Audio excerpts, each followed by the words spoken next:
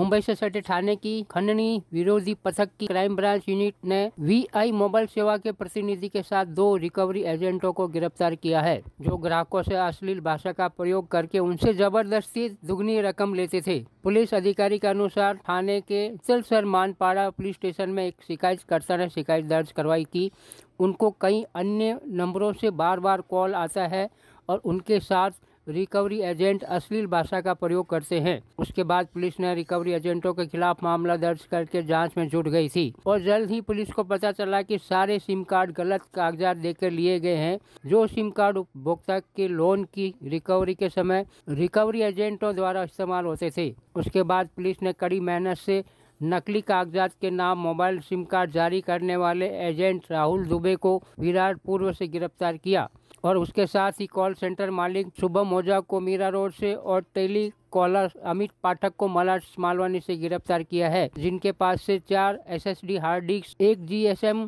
Gateway, TP company का 24 port switcher, 1 router और 3 mobile बरामद किया है।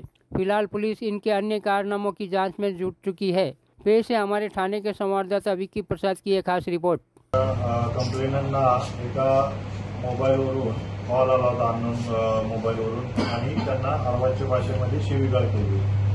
त्या अनुषंगानं अँटी एक्स्टॉर्शन सेलचे सिनियर PI मारुती शिंदे साहेब, PI करमाळे साहेब, PI वनिता पाटील मॅडम आणि त्यांची पूर्ण टीम यांनी त्याच्यामध्ये इन्व्हेस्टिगेशन केलं। त्याच्यामध्ये आपण गुन्हा चितळसर पोलीस स्टेशनला 732/24 दाखल केला। याच्यामध्ये सेक्शन 504, 506, 509, 420 याप्रमाणे गुन्हा दाखल केला। त्याच्यामध्ये तपास करत असताना आपल्याला तो जो सिम आहे, जो सिम वापरला गेला, त्याच्यामध्ये तपास करताना तो सिम कार्ड इश्यू करणारा आपल्याला पहिल्यांदा मिळाला। तो होता राहुल कुमार दुबे।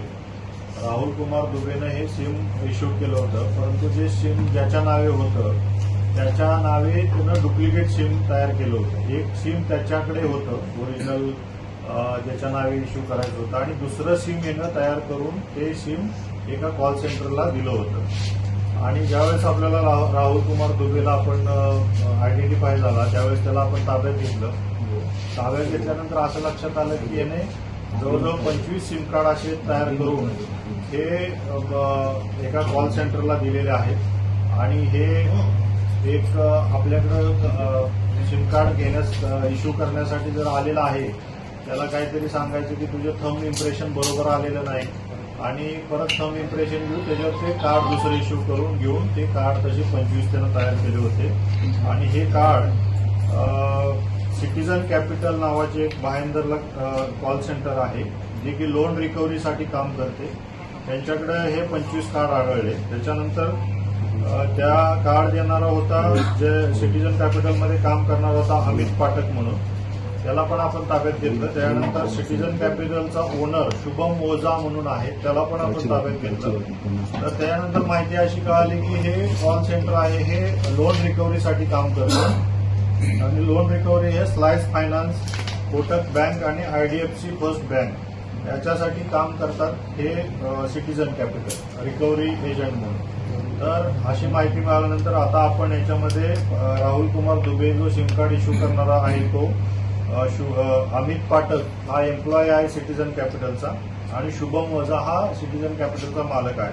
हे तिन्ही आपण आरोपी केलेले आहेत। त्याच्यामध्ये आपल्याला जे काही त्याच्यामध्ये वापर झालेला आहे, राउटर असेल, त्याच्यानंतर त्याच्यामध्ये गेटवे आहेत, हार्ड डिस्क आहेत आणि 3 मोबाईल असे सगळे आपण सीज केलेले आहेत।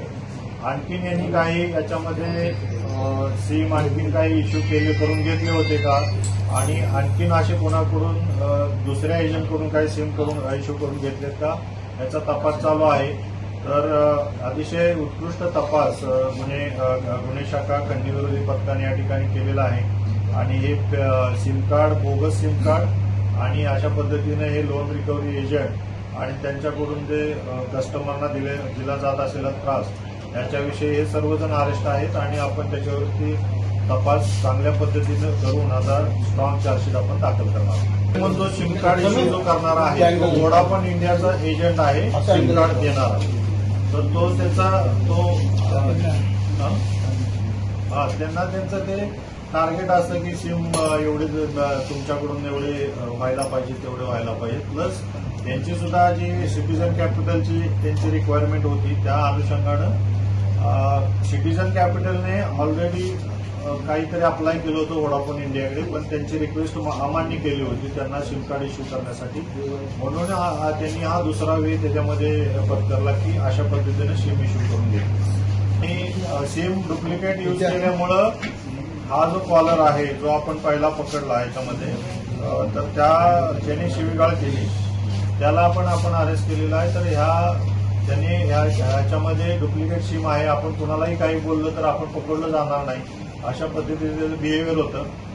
आणि कंप्लेनंटचा फोन रँडमली त्यांना मिळाला आणि त्याच्यामध्ये त्यांनी कंप्लेनंटला शिवीगाळ केलेली आहे. तर हे सगळे आपल्याकडे अरेस्ट आहेत आणि त्याच्यावरती कायदेशीर कारवाई चालू आहे.